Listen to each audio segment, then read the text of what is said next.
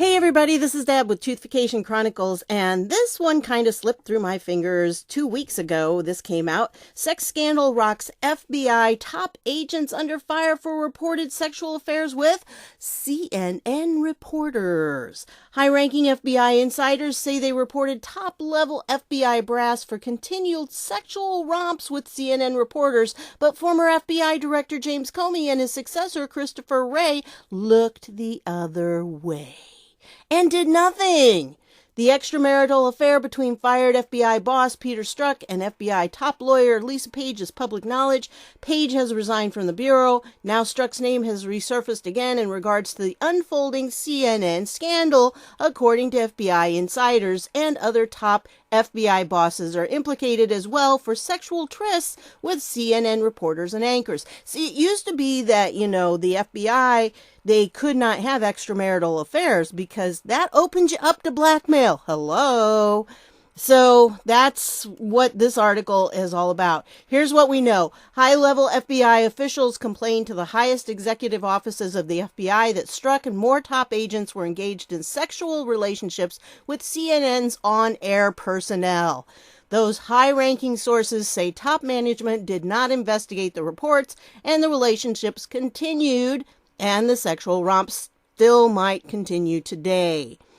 FBI agents having sexual relations with the media is something that is not only frowned upon at the FBI, but also highly problematic. Look no further than the classified leaks that CNN has published, breaking anti-Trump stories with insider information from Justice Department insiders. Now, if you recall the IG report that came out a year ago, it had this at the end of it, and a lot of people didn't, notice this or whatever, but this is the leaking report. You have a reporter here, these people are leaking, the reporter, talks to them, they talk back to the reporter, and you have all of these people that are giving information to this reporter, information they're not supposed to be. And none of this is authorized, and this, like I said, this is from the IG report. It's just people don't know it's there. And we know for sure that the behind closed door testimony reveals FBI leaked info to press, then used it to obtain FISA warrants. These 4 traders signed off on the FISA application, so keep that in mind. Those are the 4 that signed those. So, yeah. Anyway, this is what one person went through, and they put in possible names for these people. So I don't know that this is totally accurate, but I will put this on my my meme page so you can go through and you can download it and look at it yourself. So again, these are just guesses that people have made as to who these people are. So one of the researchers made the guesses. So there you go. These are some of them. And, just the idea that you have this much going on. I mean, look at how many times they leaked that there was, we have documented evidence of that many times they leaked evidence. And some of them this one was very prolific. And like I said, they think that this was possibly Mueller's group. And then over here, maybe Clapper's. And there's several, 26 and 30. So lots of leaking going on. And as I said, that is what, the document, the IG report says. So it is out there. It's just people are not paying attention to it. So this would explain why all of those leaks. And I wanted to point that out to you. I know it was 2 weeks ago, but like I said, I missed it because there's just been so much coming out. Anyway, the real topic that I want to deal with is, yes, this just came out this morning, and it has to do with the other stuff that I'm going to do. And yes, medical examiner rules Jeffrey Epstein's death a suicide. Very interesting. And I'm not sure people totally believe it, although they're thinking that this is going to put all those conspiracy theories to rest. No, it's not. No, it's not. So, yes, they say that it was a suicide, although I'm still having trouble understanding how there would be enough room for someone to hang themselves in that particular situation, to break the hyoid. I just think there's not enough leverage there. But here's something interesting, and this comes from the New York Times, that guess what? 3 of Mr. Epstein's lawyers, these 3 guys, Weinberg, Weingarten, and Miller, challenged the findings and vowed to conduct their own investigation. "We are not satisfied with the conclusions of the medical examiner," said the lawyers, who had hired a private pathologist to observe the autopsy. In a statement, "We will have a more complete response in the coming days." So this is kind of interesting because these lawyers of his don't believe it was a suicide. And from other things that I'm going to tell you in a minute, I don't think it was either. I mean, I think that there were far too many people gunning for him. So, and there are too many little clips of things, that should not have happened. And if you take any one of them, like, oh, the cameras didn't work.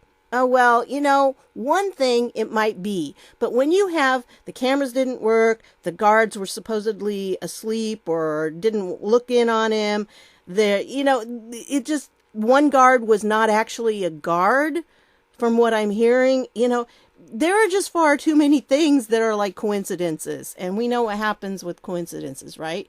Well, this is the statement that the 3 lawyers put out. "First, no one should die in jail, and no one, not Mr. Epstein, who was presumed innocent, and had violated no prison disciplinary rule, and not anyone should be imprisoned under the harsh, even medieval conditions at the MCC where Mr. Epstein spent his final hours. His safety was the responsibility of the MCC. It is indisputable that the authorities violated their own protocols. The defense team fully intends to conduct its own independent and complete investigation into the circumstances and cause of Mr. Epstein's death, including, if necessary, legal action to view the pivotal videos, if they exist as they should, of the area proximate to Mr. Epstein's cell during the time period leading to his death. We are not satisfied with the conclusions of the medical examiner. We will have a more complete response in the coming days." This is going to be interesting to see what their pathologist says. Will this person agree or not? I mean, this could end up being really dicey. We'll see. But why are they so vehement that it was not suicide? Well, I think these guys have a reason for wanting him to have stayed alive. Because guess what? They've lawyered up. Yes, Epstein's lawyers have lawyered up because they and their criminal defense attorneys for themselves, because they were knee deep in everything with Epstein. In the wake of Jeffrey Epstein's death over the weekend, a report says 2 of the high-flying financiers' longtime lawyers are seeking outside legal counsel of their own. So, yeah. And, this guy had a ton of different lawyers, because these are not the 3 that are trying to prove it wasn't. These are 2 different ones, actually. And so they were involved with some of his trusts and other entities in New York and the Virgin Islands. And so, yeah, it's going to be interesting. And I think it's really interesting that these guys have just, out of the blue, let's just decide we need lawyers.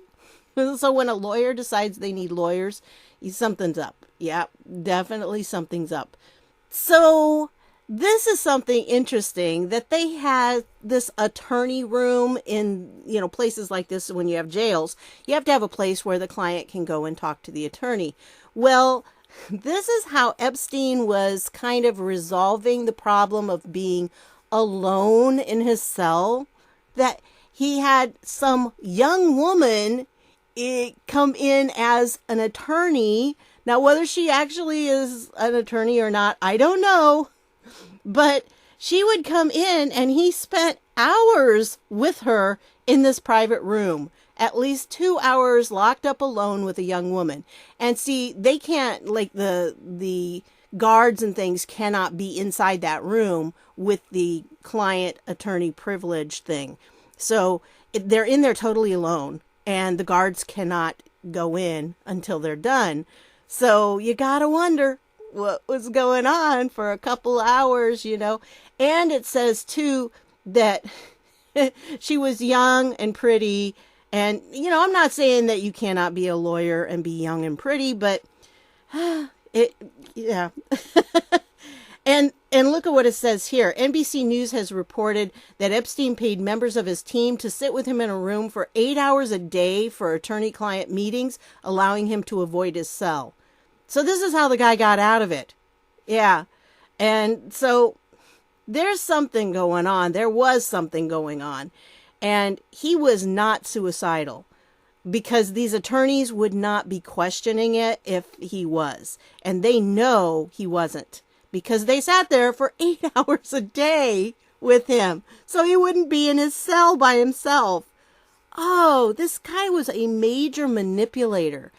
Anyway, something else that has come up is that there are some recordings. There was a guy who went to, journalist David Bank went to interview Epstein, and he has all these recordings. Well, that was back in 2003. Well, you know, they weren't that important then, right? They were just his notes. I mean, when you go to interview somebody, you record it so you can remember things and get all their direct quotes correct and everything. So, yeah, all of a sudden now this guy's coming out with them, and I don't think there's anything really revealing in them. The ones I've heard, they just are him talking about his perspective on different things.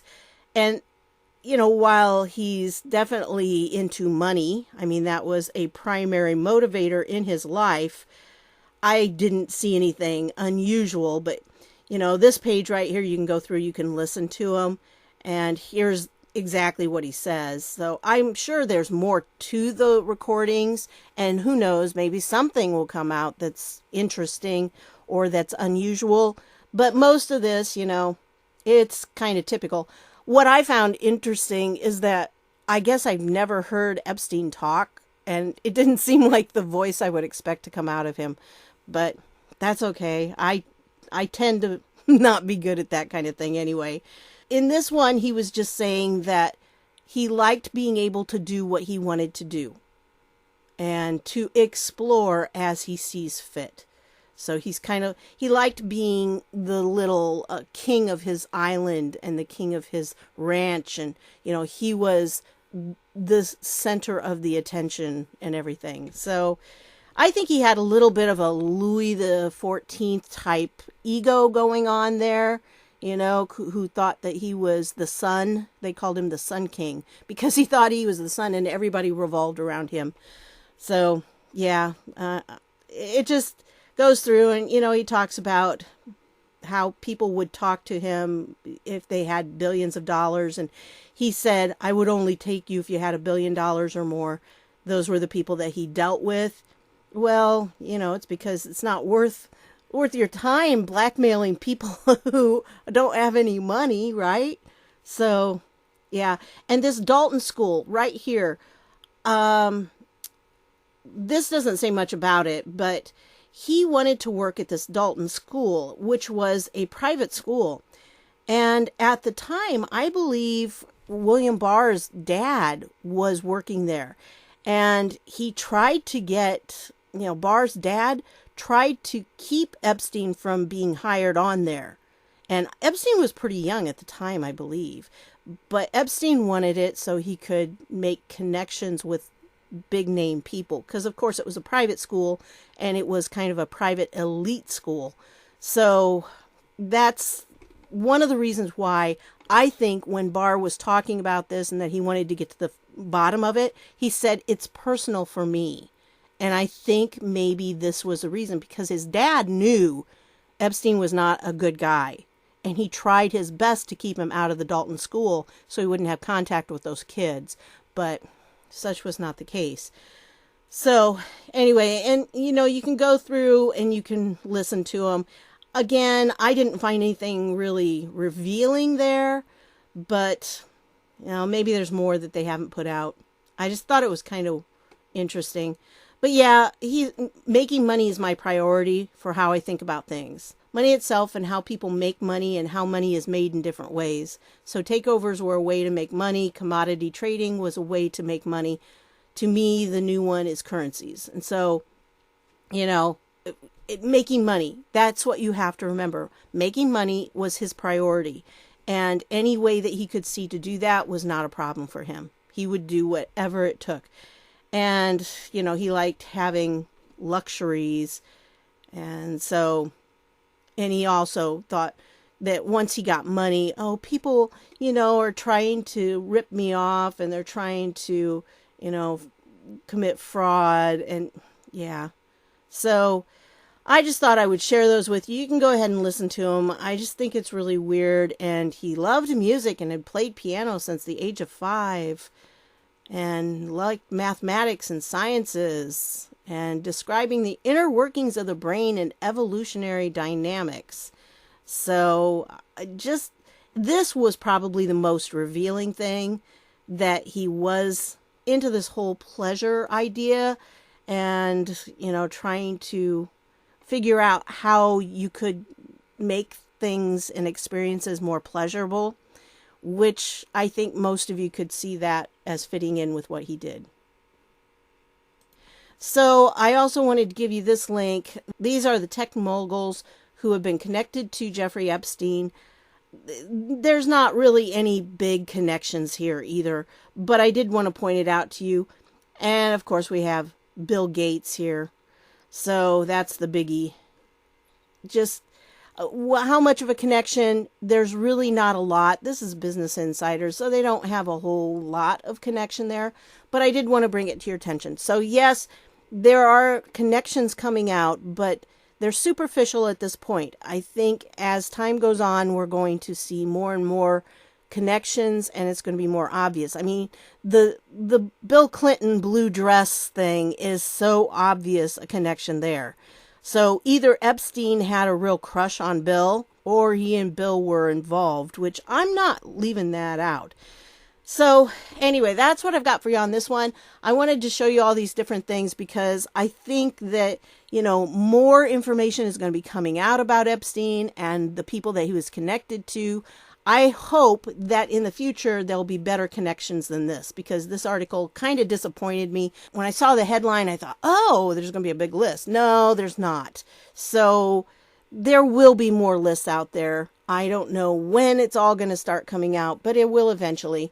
And the idea that his own lawyers have lawyered up, I think that's funny. And I think that's very pertinent. And then I also think it's really interesting that some of his lawyers have hired their own pathologist who was there during the autopsy.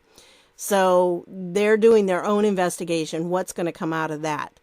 I just think it's really interesting how all of this has come out. So not only the right is interested in finding out, you know, who killed Epstein, but the left is too. And nobody is believing this when it comes out. Very few. I mean, of course, they're putting out, well, the official account is that he hanged himself. And everybody's going, yeah, right. Okay. There's just too many anomalies.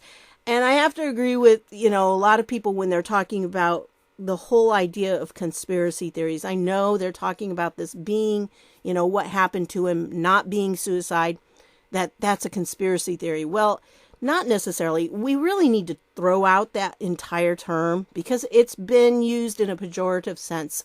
And we need to go back to just looking at information and evaluating it according to the evidence. You know, when you have one item that's a little fishy, that's one thing. But when you have so many, like in this case, there are tons of them. And lots of things don't add up.